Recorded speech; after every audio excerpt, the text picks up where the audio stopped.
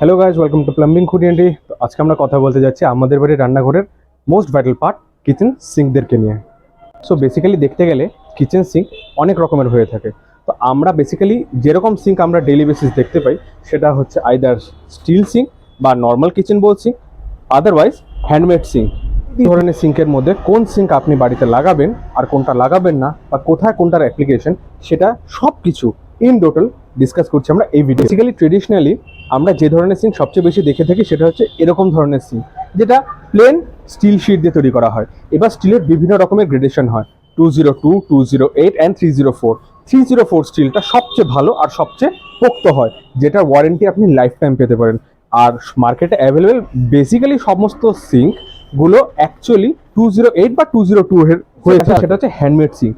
এই সিঙ্কগুলো actually 1 mm বা তার থেকেও বেশি মোটা যে স্টিল এর পাত থাকে বা স্টিলের প্লেট থাকে সেটা দিয়ে তৈরি সিঙ্ক হয়ে থাকে, যেটাকে বলা হয় আর্টিফিশিয়াল গ্রানাইট সিঙ্ক বা কোয়ার্টজ। এই কোয়ার্টজ সিঙ্ক অ্যাকচুয়ালি আমাদের ইন্ডাস্ট্রিতে একদম নতুন সংস্করণ। আমরা কেন ইউজ করি? কোয়ার্টজ সিঙ্ক হচ্ছে দেখতে খুব প্রিমিয়াম আর খুব ভালো রকমের। কোয়ার্টজ সিঙ্কের লংজিভিটি বা লাইফ এক্সপেক্টেন্সি কিন্তু অনেক বেশি।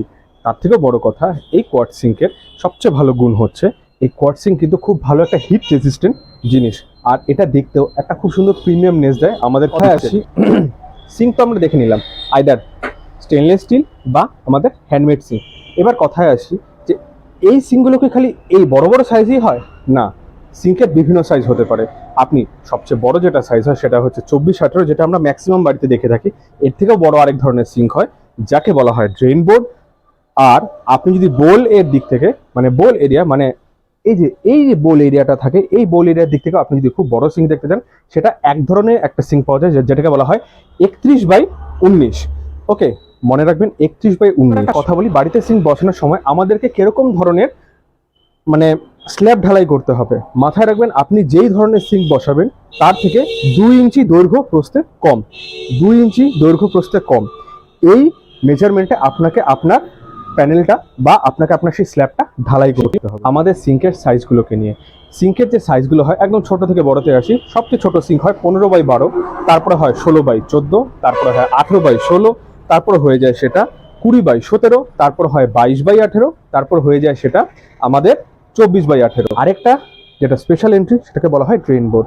ড্রেন বোর্ড বেসিক্যালি আমরা দেখতে পাই বিভিন্ন রান্নাঘরে, বেসিক্যালি দেখা যায় এটা ইন্ডাস্ট্রিয়াল রান্নাঘরে, কারণ এখানে একটা সিঙ্কের সাথে একটা ড্রেনের মতন একটা অনেক বড় প্যানেল যুক্ত থাকে। এখানে যে কোনো রকমের আপনার জিনিসপত্র ধুয়ে রাখা যায় আর সেখান থেকে সেই জলটা ড্রেন হয়ে সিঙ্কের মধ্যে চলে যায়। আর বক্তব্য হচ্ছে আমরা কোথায় কি ধরনের সিঙ্কটা আমাদের বাড়িতে ইউজ করতে পারি। তো দেখতে গেলে এই যে স্টেনলেস স্টিল সিঙ্কটা দেখতে পাচ্ছেন, এটা বেসিক্যালি যে কোনো বাড়িতে আপনি ইজিলি অ্যাভেলেবেল করাতে পারেন, কারণ এটা অ্যাকচুয়ালি চিপ অ্যান্ড বেস্ট। কিন্তু আপনি যদি একটু প্রিমিয়ামনেস চান বা আরেকটু ভালো কোয়ালিটি চান, তবে আপনাকে অবশ্যই মুভ করতে হবে এই হ্যান্ডমেড সিঙ্কের দিকে, কারণ হ্যান্ডমেড সিঙ্কের লংজিভিটি অনেক বেশি।